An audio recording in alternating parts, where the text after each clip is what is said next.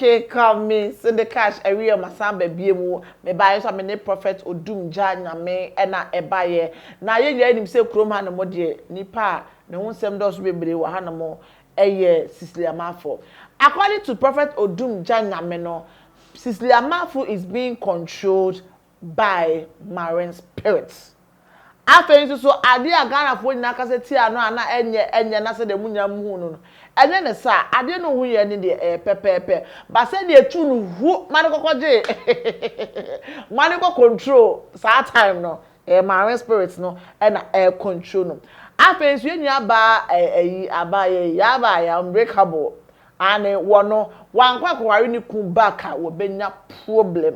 dan asamwa and the prophet odum janya me want me nkasa na metwa me usima akwakoje abafo krato aba me ba ye beto adwumidi ni so marine fi say JSAM Company Limited brand new ties home use ties quality one from Germany Montezo ope ties papa e de gu cars ase a me hyew fa brasa me number na twa na star call na obeje so die mu odine me ba sisi a me ba me so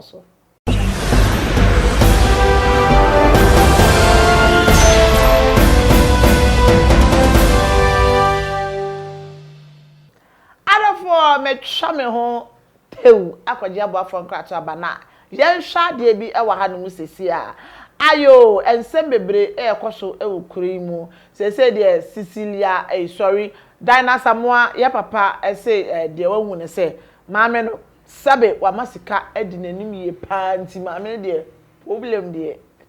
obi ye pa joy blessing enzamo onomo papa maame ma dwudi na boko de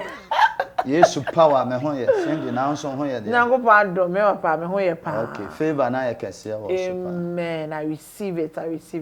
why guy why de Matia say Yesu de odo wo ho ma na obego so amen ko ye say na nka family na nye Yesu amemo amasa o life be say o ka bi obi so wonfa ye say ahantan na niema Wachia me kwa me mo de amukeka munya sansem hunu no wachia me na heaven ni wona he ni wode ankwa asem no ankwa asem hapa masa heaven ni wona ni wura fi se fene se emfrema na wo home no wo mfrema no wura fi se nyame na de amwana Job chapter 7 o se kai se wonkwa ye mfrema wani wenhu papa ebedu ba bidi ohun wo hu biem ye ni tua so dakete so betina woni ho na wonka ye ho ti sansam asebu a woka eye no mema wo nyame bufu wo ti ase wan ha adako yare eche wa ho nto wo de ase asaburo nsam wi ankrofo bi ye ba out ade enim ya ne ye ba beka masa mon stop sa ade no papa sindi mechie ahwefo ene atiefo bi a omo hwa ene dai we kra ono kra na sem de ebebom keke ase no no ntina mo wa bet ensem bi wo anu kokoko so na papa won person mche say Rollins we wu ni say Rollins hen wo so won person mche say hell ni wa na say heaven susu ni wo heaven ni wa say hell susu ni wo san ne sa oda hen sisi a so ono no say heaven ni wo na hell ni wo nya sa na o ka anti Rollins ni obisa biem o wo hen fa esi a wo no won yakosie no sie de sie no sie a wo wan ni pa no person o kire se chese wo wu na no ano no na no wura fi se nyame so otete no te de bo nipa se ni suban na sa so ohome nkwa home eguye mu ne ebe ye okra ye te ase eboa ti nyame ahome eguye mu no wura fi se nipa wuwu a dote na eye fresh no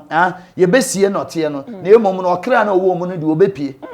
ko kan Jude chapter 1:9 Moses wu ye kura ne fun ye bekon ho Lucifer ne Michael bekon Moses fun ho what you say bronsam efe no Lucifer woni nyame bofo peni efe no Michael bekun ni funu what you say na ye wa adwene say Jeremiah 22:10 say owufo de ensuno kura enyam no say Rollins say wu amusun munya ne mumu hwe say akoa ye nyame beje no ana wonye no kura na ye hia ko nipa bia no woda wo so daye na de na wonim sa woda wo so daye na asori a wo kansem hu no papa daye na wo so na ye ohum na apia na wo kra na efe ne say apie na ma wo so daye no na ma men kan asem kiro Job asem o kan no kure ewiase nyina ade aye fast aya no nse men sha da nya abotre ne nko deep ke ye baka sunsom sane ya nse difo no ye wo difo ne wo mo ko deep the whole word ade aye sharp passing the winima de kro ade aye sharp aye nipa kra the show aye ti nipam nipa kra try bokin na ni wotimi so da ya no akọ bokin na no akọ ne fie no odidi aburo gusu wodidi na obonsa odaho na ne body no na Johnson ayeden Johnson aka no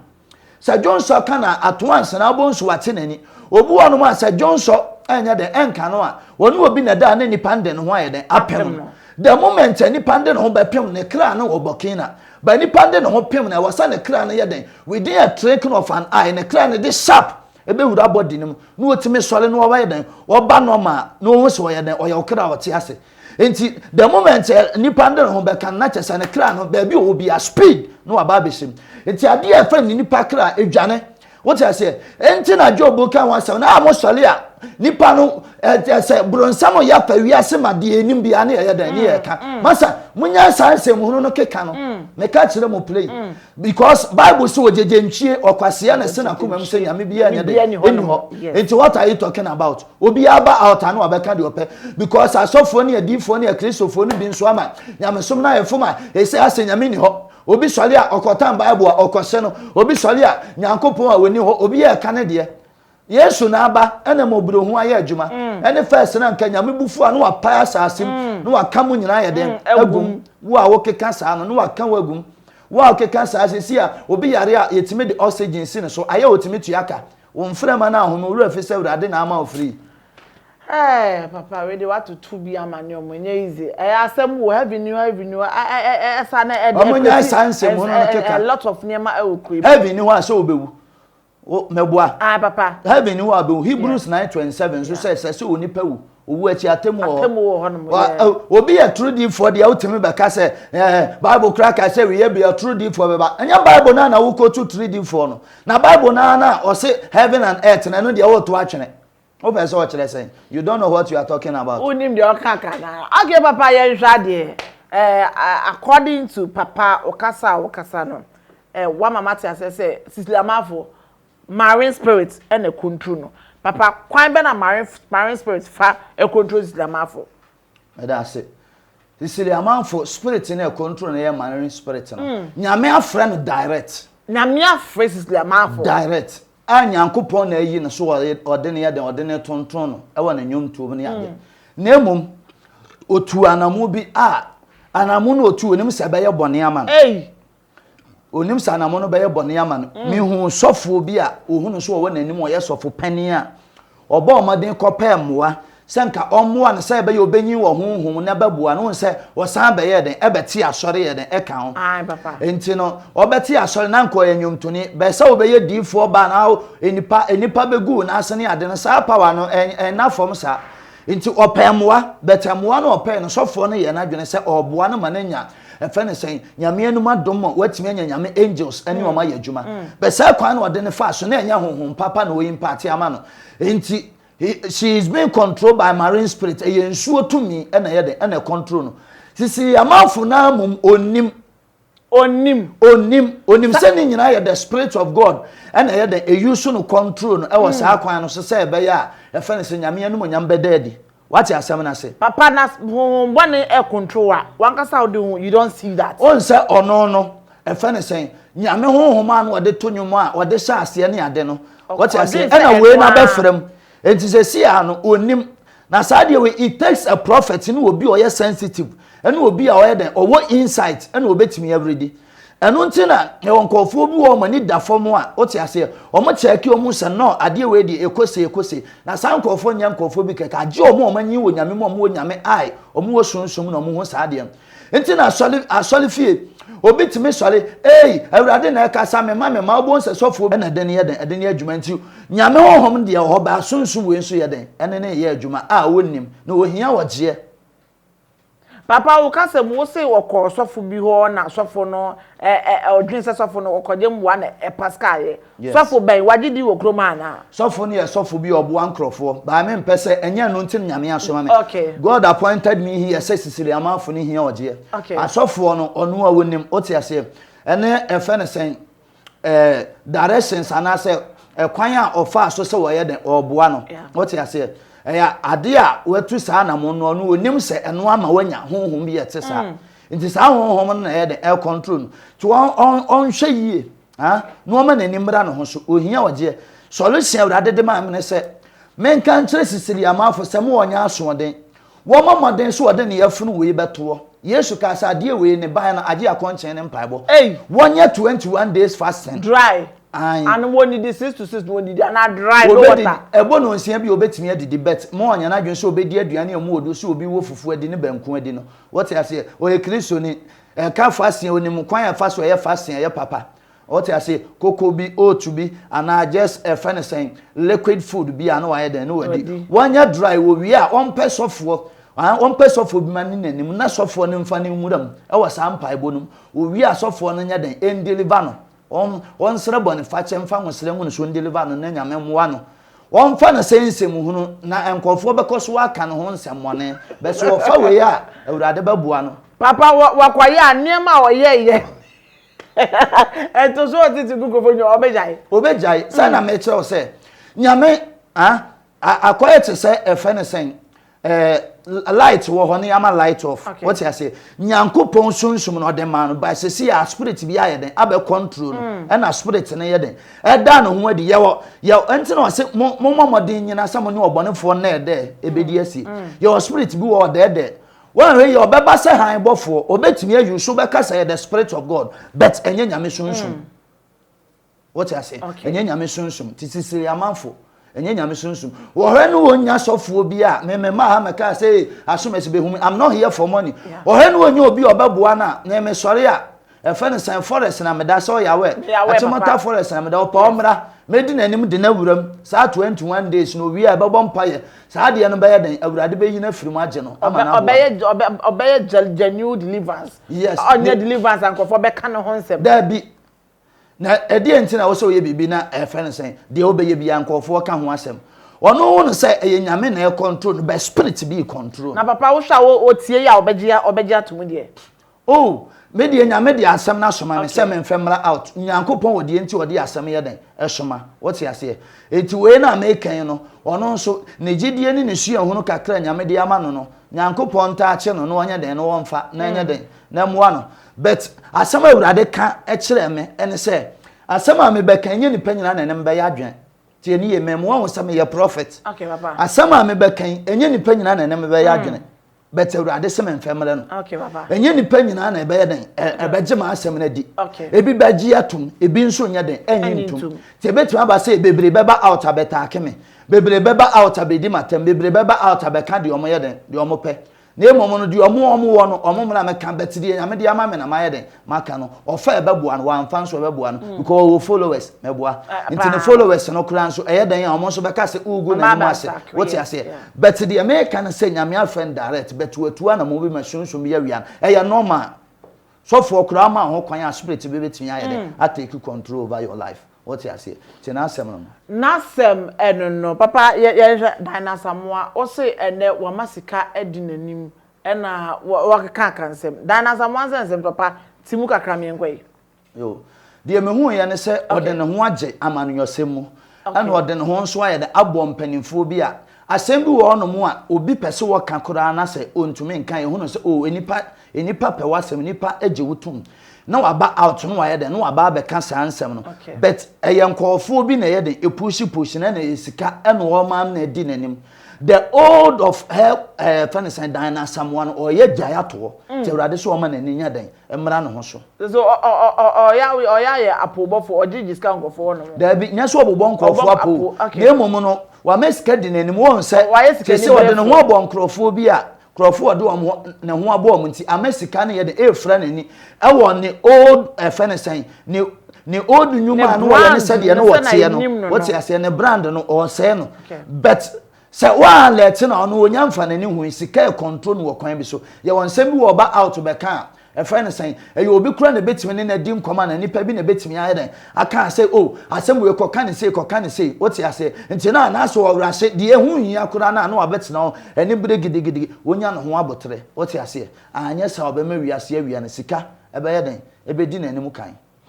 sika bedi na nim ekan okay ene dinosaur mo awasumu a enye say sika ne ye awia o say the old dinosaur mo enim me kai first dinosaur mo anyom towa enye easy say nkrofo class say no pasasa Sunday aye nsem bebe na nya no ntine ye wa ha na me che say eye sika ena edi nanim kan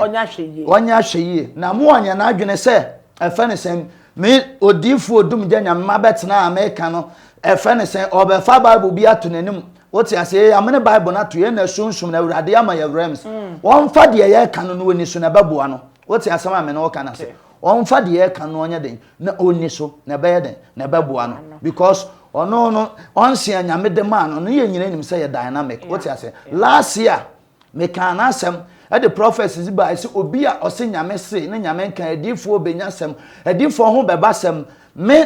na ye first meboa wachina any 1 year pepepa me ba out be kan sa asem no Ghana ha e sha ase esi ya asofo ho ba nsem me be kan sa asem no na me bo ono dan na asamo akura din wom se ensem wo no a ono kura no nyame a den ayi niyama bi ate no beba out abeka woti ase me din no odum gya nyame ye check ye be ho sa asem a me kan nya ntro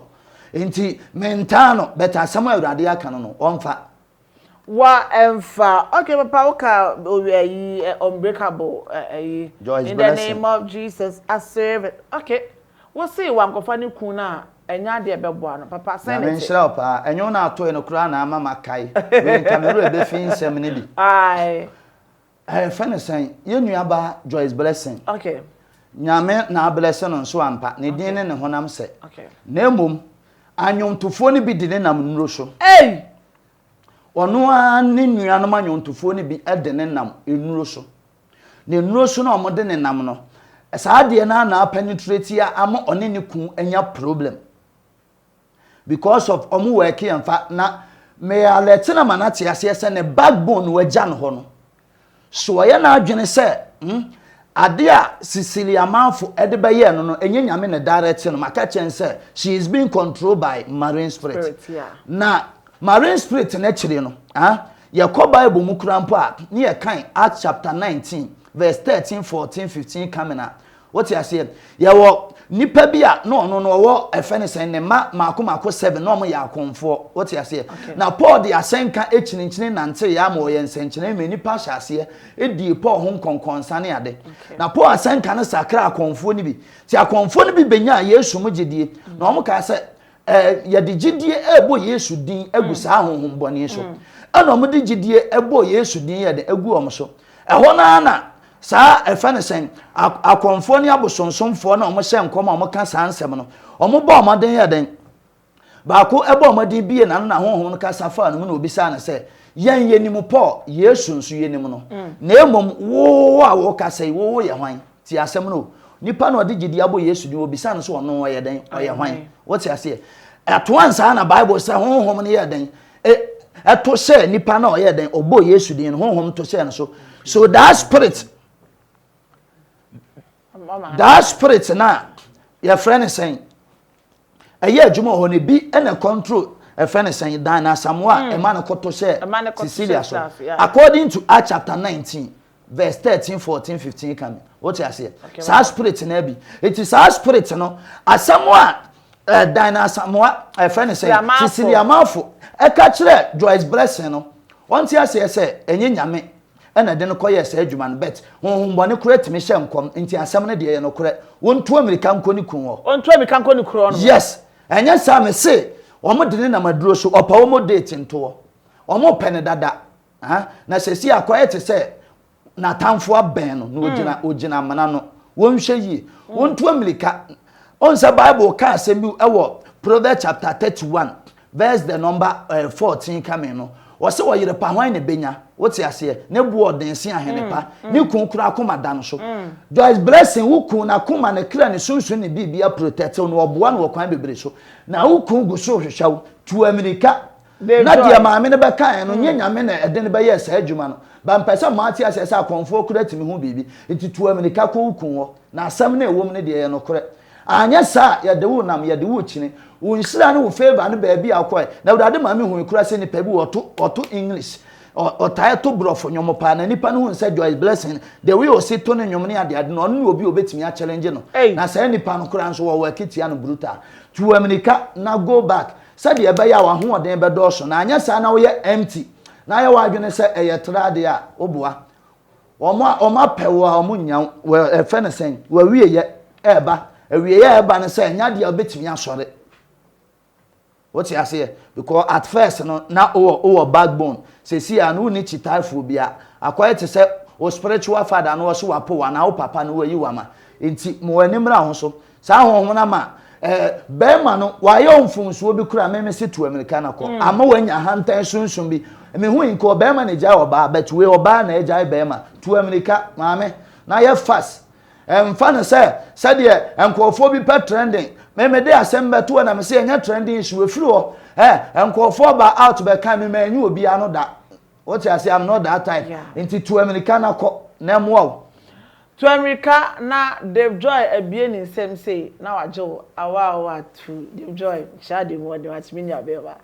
okay papa e de nsem besi ne krakra ne say bone to fami enko mate ne krakra ne say asem biara efiri awurade nche beba no o se de nsuo efiri asase so ne togu asase so ema enobo efiri asase mu ye den eba no sa na asem bi efiri asafo awurade anu ema kwa ebeye de enti osoma no ansa na kwa awurade nchen na de owa adwene no nso no omu aboa no nkonta de entu o se de owa adwene no mu aboa no nkonta nto ano na de owa so no nso ntie de honhom no ye den e ka kira asafo no Joy's blessing ontu nanamo se opa ontu anamo openso a wonyai baabi a waduru no so wantu anamo na ontimi nkobiem baabi a waka na hwa na waka obenya asafo ebu no beyanka na sem maame sisi ono nso nya na adwene se de na nyankopon de ne ye no efa ne se enam kwan bi so ama saa sunsum na yera no wabisa no se ye den kura na Pentecost for edis ono no wabisa saa asem no what you say want you say edumfa na okoda we nyina akoda ho bi enti asama me ka akire no me ka no kure na akire no o ma nani mra no ho so what you say na awurade mfa so no onye no ena mu obi amfa na kana ene o mu a obi odi efene sen obi achi a leader bi achi a wono anim sa ade we de ye bone kura na odi achi mu nya sa ade na wan hwe ya mo beye no yodio na wa ye den na wa bofom ena afi nso eye yenua ba da na samo ono nso momoden so obema nani ada wo adwuma wo ye no ono kura de so wonyere iska na pese wia no o ma nani mra no ho so na bibia anya kama na medi twa to okura no obi a mo amwo a ena efe ne sen heaven bi eni ho ena nyame bi eni ho ena sei na ayeye what I say 1 Corinthians chapter 1 verse 18 wasi asenua ho asem ye nkwase asem omo yira ti wa yira na o kan kwase asem kan nsem hunu hwe na mo ani mra ho so na nyankopon wa bisa ho se ye den na ade chema ade sa den no obi wu wana wa bi ewu nipa wana wa bi nipa wu wa bisa ho se ye den na efre ne sen bible no wunyi ni ensem ewom no ebitimi sisi o ka se wiye bi antichrist beba atrodi for beba wiye beba na esi yama ye nimre ho so na wo ye sofo a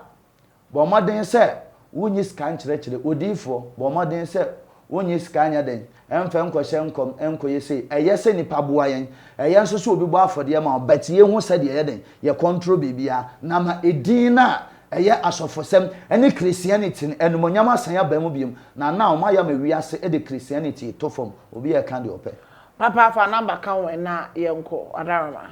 odum je nyame number no eye 0246 919 665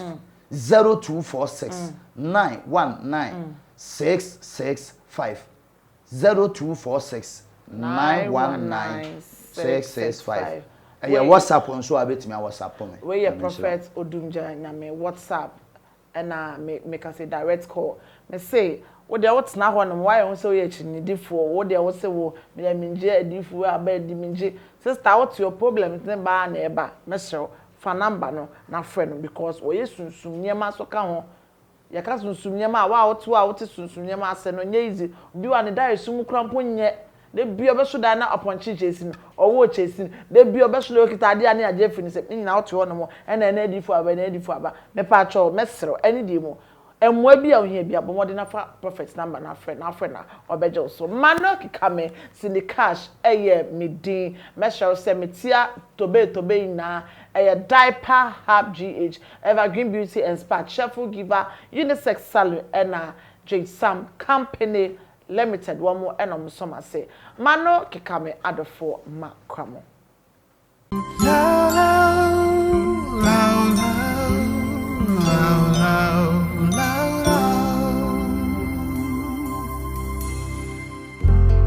We have come to you, oh Lord, With our hearts and with our tears, we are crying, crying, crying for mercy. Many people suffering now, and many people dying now, but we have no other God but you. It's not that easy to live a life like this. It's not that easy to lose a loving friend. Comforter and healer is your name. Merciful and Savior, yes you are. So we call